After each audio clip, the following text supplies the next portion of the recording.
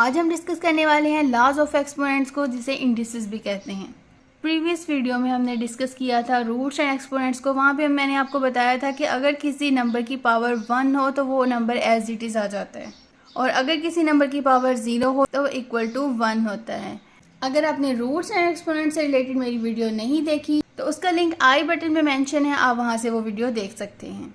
हमने डिस्कस किया था कि अगर किसी भी नंबर की पावर 1 हो तो वो नंबर एज इट इज़ आ जाता है। लेट्स सपोज हमें कोई नंबर दे दिया जाए 2 और हमें कहा जाए कि उसकी पावर बताएं। कोई भी ऐसा नंबर जिसकी पावर गिवन ना हो उसकी पावर हमेशा 1 होगी, ठीक है। और उसके कोफिशिएंट जो उसके साथ नंबर कोई मल्टीप्लाई हो रहा है वो भी 1 होता है। कोई भी वेरिएबल राइट कर देती हूँ, ठीक है। हमने डिस्कस किया था कि किसी भी वेरिएबल के साथ जो नंबर होता है उसे कोफिशिएंट कहते हैं। अब इस नंबर के साथ कोई कोफिशिएंट नहीं है तो उसका हरगिज़ ये मतलब नहीं है कि इसका कोफिशिएंट 0 है, बल्कि इसका कोफिशिएंट 1 होगा।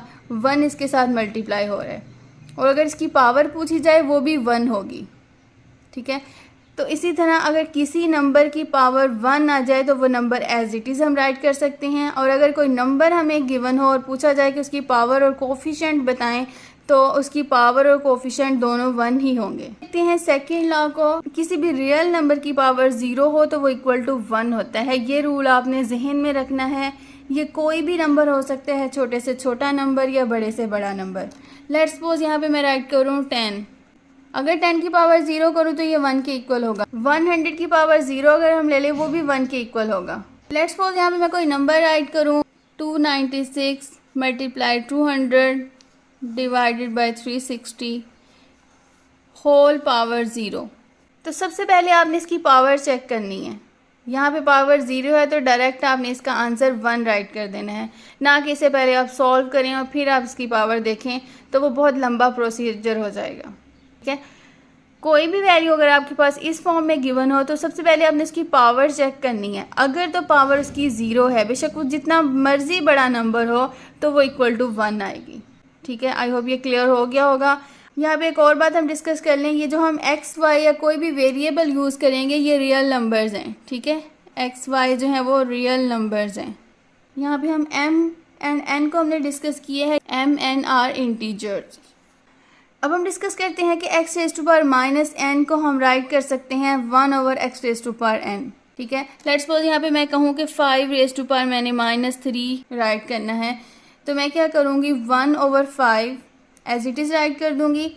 5 को हमने चेंज नहीं करना, जस्ट उसे 1 ओवर की फॉर्म में राइट कर देना है, और उसके फिर एक्सपोनेंट्स को देखना है, जो भी उसका एक्सपोनेंट होगा। अब यहाँ पे -3 है तो हम इसका साइन चेंज करके राइट कर देंगे। -3 को हम +3 राइट कर देंगे। सिंगल वैल्यू के साथ हम प्लस को राइट नहीं करते, तो जस्ट हम राइट कर देंगे 1 over 5 raise to power 3। Let's suppose आपके पास 5 रेज टू पावर 3 हो, आपसे कहा जाए कि इसको क्वेश्चन की फॉर्म में राइट करो, तब आप इसे राइट करोगे 1 ओवर 5 रेज टू पावर। अब ये पॉजिटिव 3 है तो यहाँ पे आप राइट कर दोगे -3। ये हमारे पास होता है न्यूमिनेटर, और इसे कहते हैं डिनोमिनेटर। अगर न्यूमिनेटर से कोई वैल्यू डिनोमिनेटर में जा रही है तो वो वैल्यू तो एज इट इज़ रहेगी, जस्ट उसकी पावर का साइन चेंज हो जाएगा। लेट्स सपोज यहाँ पे मैं राइट करूँ y raise to power -3 over x raise to power -4। अगर कोई वैल्यू आपके पास क्वेश्चन की फॉर्म में गिवन हो तो ऊपर वाली वैल्यू को न्यूमिनेटर कहते हैं, जो नीचे वाली वैल्यू होती है उसे कहते हैं डिनोमिनेटर। अब जो हमारा टारगेट है, हमने x को ऊपर लेके जाना है, y को हमने नीचे लेके आना है। यहाँ पे x का एक्सपोनेंट जो है वो -4 है, तो जब इसे हम डिनोमिनेटर से न्यूमिनेटर में लेके जाएंगे तो इसकी पावर पॉजिटिव हो जाएगी, तो हम राइट करेंगे x raise to power 4 over. अब यहाँ पे y की पावर -3 है, तो इसको जब हम नीचे लेके जाएंगे तो इसकी पावर का जो साइन होगा वो चेंज हो जाएगा, तो यहाँ पे हमारे पास आ जाएगा y रेज टू पावर 3। कोई भी वैल्यू जब आप इंटरचेंज करते हैं तो उसकी पावर का साइन चेंज हो जाता है, वो वैल्यू जो है वो एज इट इज़ रहती है, उसके साथ कोई भी प्लस माइनस नहीं आता। लेट्स सपोज यहाँ पे माइनस होता तो आपने इसके साथ माइनस लगा देना था। अब हम नेक्स्ट लॉ को डिस्कस करते हैं। यहाँ पे हमारे पास है x raise to power m whole power n, mean के पावर की पावर हमें गिवन है। अगर हमारे पास एक ही नंबर मौजूद हो और उसकी डबल पावर गिवन हो तो जो पावर्स होती हैं वो आपस में मल्टीप्लाई हो जाती हैं। जैसा कि यहाँ पे हम एक एग्जांपल से समझते हैं। लेट्स सपोज यहाँ पे मेरे पास गिवन हो 2 स्क्वायर होल क्यूब। ये हमारे पास एक नंबर है, उसकी डबल पावर गिवन है। फॉर्मूले के तहत हम इसे इस तरह राइट करेंगे, 2 को एज इट इज़ राइट करेंगे, उनकी पावर्स को हम मल्टीप्लाई करेंगे, 2 × 3, तो हमारे पास आ जाएगा 3 to the 6, तो 2⁻6 आ जाएगा। अब इसको समझने के लिए हम इसको एक्सपेंड करके राइट करेंगे और फिर देखेंगे कि हमारे पास यही आंसर आ रहा है या कोई डिफरेंट है। अगर यही वैल्यू आ गई तब हम कहेंगे कि ये वाला जो है लॉ सही काम कर रहा है। अभी मैं राइट करूँ 2² कोई भी जो पावर होती है ना वो बताती है कि बेस को आपने कितनी मरतबा आपस में मल्टीप्लाई करवाना है।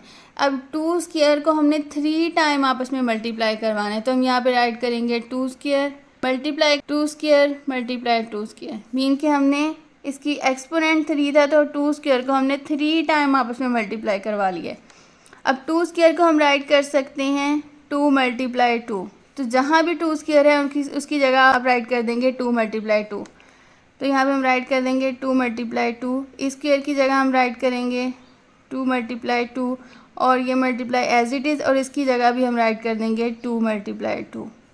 अगर हम इसको काउंट करें तो हमारे पास 1 2 3 4 5 एंड 6 2 मौजूद हैं, तो इसे हम राइट कर सकते हैं 2⁻6। अगर देखिए तो ये वाला आंसर और इस फॉर्मूले से जो हमने आंसर निकाला है वो दोनों सेम है। इन फार्मूलाज को यूज़ करने का बेनिफिट ये है कि बहुत लंबे प्रोसीजर किए बिना आप किसी भी क्वेश्चन को विदिन सेकंड सॉल्व कर सकते हैं। जैसा कि हमने यहाँ पे किया है कि अगर हम एक्सपेंड करके राइट करेंगे तो बहुत लंबा हमें करना पड़ेगा, फिर भी हमारे पास वही आंसर आएगा। और अगर हम ये फॉर्मूला अप्लाई करेंगे तो जस्ट 1 स्टेप में आप उसका आंसर निकाल सकते हैं। अब हम 5th लॉ को डिस्कस करते हैं। यहाँ पे बेस सेम है और एक्सपोनेंट डिफरेंट है। अगर तो आपके पास कोई इस तरह का क्वेश्चन आ जाए कि बेस सेम हो एक्सपोनेंट डिफरेंट हो, तो 2 टाइम बेस लिखी होगी, जस्ट आप उसको 1 टाइम राइट करेंगे और उनकी जो एक्सपोनेंट्स होंगे, जो उनकी पावर होंगी, उनको आप ऐड कर लेंगे। अब लेट्स सपोज यहाँ पे मैं राइट करूँ 5⁻2 मल्टीप्लाई 5⁻3। इसको अगर हम फॉर्मूले से सॉल्व करें तो हमारे पास आ जाएगा 5⁻, इन दोनों पावर्स को हम ऐड कर लेंगे 2 + 3 5⁻5 आ जाएगा, ठीक है। लेकिन अगर हम यही वाला एक्सपेंड वाले तरीके से हम सॉल्व करें तो बहुत लंबा प्रोसीजर हो जाएगा, वो भी आपको सॉल्व करके दिखा देते हैं। हमारे पास आंसर जो है वो यही आएगा। अब यही वाला क्वेश्चन हम राइट कर लेते हैं 5² मल्टीप्लाई 5³ 5² का मतलब है कि 5 को हमने 2 टाइम आपस में मल्टीप्लाई करवाना है, तो यहाँ पे हम राइट कर देंगे 5 × 5। ये मल्टीप्लाई का साइन लगाएंगे, उसके बाद 5⁻3 का मतलब है कि 5 को हमने इटसेल्फ 3 टाइम मल्टीप्लाई करवाना है, तो यहाँ पे हम 5 को 3 टाइम राइट कर देंगे 5 × 5 ठीक है। तो अब अगर हम इन्हें काउंट करें तो हमारे पास आ जाएगा 1 2 3 4 5, तो यहाँ पे 5 टाइम 5 आया है हमारे पास, तो यहाँ राइट कर देंगे 5⁻5। इस फॉर्मूले से भी हमारे पास सेम आंसर आया है। तो कोई भी अगर आपके पास नंबर आ जाए जो सेम हो, उनकी पावर डिफरेंट हो, तो उस नंबर को आपने जस्ट 1 टाइम राइट कर लेना है, उनकी पावर को आपने ऐड करके सॉल्व कर लेना है। अब हम नेक्स्ट लॉ को डिस्कस करते हैं। यहाँ पे तो हमने मल्टीप्लिकेशन में डिस्कस किया है ना कि बेस सेम है और एक्सपोनेंट डिफरेंट है। यहाँ पे भी बेस सेम है, एक्सपोनेंट डिफरेंट है, लेकिन वो डिवाइड हो रहे हैं, यहाँ पे मल्टीप्लाई हो रहे थे, तो उसे हम राइट कर सकते हैं। वही वाला प्रोसीजर हमने करना है कि बेस जो 2 मरतबा हमें गिवन है उसको जस्ट हमने 1 टाइम राइट कर देना है, लेकिन यहाँ पे हमने जो पावर होगी उसको हमने माइनस कर देना है। जो न्यूमिनेटर में है उसको पहले राइट करना है और डिनोमिनेटर वाली को बाद में राइट करना है, ठीक है। अगर मल्टीप्लिकेशन है तो उसमें पावर्स ऐड होती हैं, अगर डिवीजन की फॉर्म में हो तो उसकी पावर्स जो है वो सब्ट्रैक्ट हो जाती हैं। इसको भी हम एक एग्जांपल के थ्रू समझ लेते हैं। लेट्स सपोज हमारे पास गिवन हो 3²/3, तो इसे हम राइट कर सकते हैं 3⁻2 - 1 that is equal to 3⁻1। First वाला लॉ हमने डिस्कस किया था कि अगर किसी भी नंबर की पावर 1 हो तो वो नंबर एज इट इज़ आ जाता है। अब यहाँ पे हमारे पास 3⁻1 है, तो इसे हम राइट कर देंगे 3, ठीक है। अगर हम इसको इस वाले तरीके से देखें तो ये भी हम सॉल्व करके देख लेते हैं 3²/3। अब 3² को हम 3 × 3 राइट कर सकते हैं ओवर 3। हम पहले भी डिस्कस कर चुके हैं कि अगर न्यूमिनेटर डिनोमिनेटर में सेम वैल्यूज़ आ जाएं तो वो एक दूसरे से कैंसिल हो जाती है, तो ये वाला 3 से कैंसिल हो जाएगा, तो हमारे पास रह जाएगा जस्ट 3। हमारे पास आंसर जो है वो दोनों तरीक़ों से सेम आएगा। तो हम ये कह सकते हैं कि अगर कोई भी 2 नंबर सेम हो, उनकी पावर डिफरेंट हो और वो डिवाइड हो रहे हों, तो उस नंबर को आपने जस्ट 1 टाइम राइट करना है और उसकी पावर को सब्ट्रैक्ट कर देना है। अब हम डिस्कस करते हैं 7th लॉ को। यहाँ पे हमारे पास दो नंबर्स गिवन है और होल पावर m है, तो जब हम इसे ओपन करके राइट करेंगे तो दोनों पे हम पावर अप्लाई कर देंगे। यहाँ पे दो से ज़्यादा नंबर्स भी हो सकते हैं, जितने भी नंबर होंगे उन तमाम पे वो पावर अप्लाई हो जाएगी। ठीक है, अगर इस फॉर्म में आपके पास कोई वैल्यू गिवन हो तो आप उसे इस फॉर्म में राइट कर सकते हैं। इन तमाम लॉज को हम रिवर्स भी अप्लाई कर सकते हैं, जैसा कि हमारे पास x raise to power m y raise to power m है, तो इसे अगेन हम क्लोज करके राइट कर सकते हैं x y raise to power m। ठीक है, मीन कि हम अगर इस फॉर्म में हो तो इसको हम इस फॉर्म में राइट कर सकते हैं, अगर इस फॉर्म में गिवन हो तो हम अगेन इसको क्लोज करके राइट कर सकते हैं। लेट्स सपोज हमारे पास कोई नंबर गिवन हो 2 × 3 होल स्क्वायर, तो इसे हम राइट कर सकते हैं 2 स्क्वायर × 3 स्क्वायर। दोनों पे सेपरेट जो है वो स्क्वायर अप्लाई हो जाएगा। फर्दर हम इन्हें सॉल्व कर लेंगे, उनका हम आंसर फाइंड कर सकते हैं। अगर 2 का हम स्क्वायर लें तो 4 के इक्वल होता है, 3 का स्क्वायर इक्वल टू 9 और 4 को जब हम 9 से मल्टीप्लाई करवाते हैं तो हमारे पास आंसर आ जाता है 36। इसी क्वेश्चन को अगर हम सेकंड प्रोसीजर से सॉल्व करें तो एक्सपेंड करके सॉल्व करके देखते हैं कि हमारे पास आंसर यही आता है या फिर डिफरेंट आएगा। अब हमने यहाँ पे राइट किया है 2 × 3 होल स्क्वायर, तो 2 × 3 होल स्क्वायर का मतलब है कि 2 × 3 को हमने 2 टाइम आपस में मल्टीप्लाई करवाना है, तो हम यहाँ पे राइट कर सकते हैं 2 × 3 × 2 × 3। 2 × 3 यहाँ पे बेस है और 2 पावर है। पावर का मतलब होता है कि बेस को हमने जितनी पावर है उतनी मरतबा आपस में मल्टीप्लाई करवाना है। अब इसकी पावर 2 है तो इस नंबर को हम 2 टाइम आपस में मल्टीप्लाई करवा लेंगे। जैसा कि हमें मालूम है कि मल्टीप्लिकेशन कम्यूटेटिव होती है, तो 3 × 2 को हम 2 × 3 राइट कर सकते हैं। फिर राइट करेंगे 2 × इस 2 को हम पहले ले आएंगे मल्टीप्लाई 3 × 3। अब ये 2 इस 2 से मल्टीप्लाई होगा तो 2 की पावर 2 हो जाएगा, 2 स्क्वायर मल्टीप्लाई 3 को 3 से मल्टीप्लाई करेंगे तो 3 रेज़ टू पावर 2 हो जाएगा। फर्दर इसको सॉल्व करें तो 2 स्क्वायर 4 के इक्वल होता है, मल्टीप्लाई 3 स्क्वायर 9 के इक्वल होता है। 4 को 9 से मल्टीप्लाई करेंगे तो हमारे पास आंसर 36 आ जाएगा। जैसा कि हमने यहाँ पे डिस्कस किया है कि दो डिफरेंट बेस हों, उनकी पावर सेम हो तो दोनों पे पावर डिस्ट्रीब्यूट हो जाती है। इसी तरह डिवीजन में भी यही प्रोसीजर होगा कि दो डिफरेंट नंबर आपके पास डिवाइड हो रहे हैं लेकिन उनकी पावर जो है वो सेम है, तो आप दोनों नंबर को एज इट इज़ राइट कर लेंगे और जो पावर होगी वो आप डिस्ट्रीब्यूट कर देंगे। ठीक है, x के ऊपर भी पावर आ जाएगी वही वाली और y के ऊपर भी वही पावर आ जाएगी। इसी तरह हम अगेन इनको क्लोज करके भी राइट कर सकते हैं। लेट्स सपोज आपके पास इस फॉर्म में वैल्यू हो तो अगेन जो है आप इसे राइट कर सकते हैं x/y होल पावर n। जितने भी हमने लॉस पढ़े हैं इन तमाम का रिवर्स अप्लाई भी हम कर सकते हैं। यही वाले क्वेश्चन को हम डिवीजन की फॉर्म में राइट कर लेते हैं। 2/3 होल स्क्वायर को हम राइट कर सकते हैं 2 स्क्वायर ओवर 3 स्क्वायर।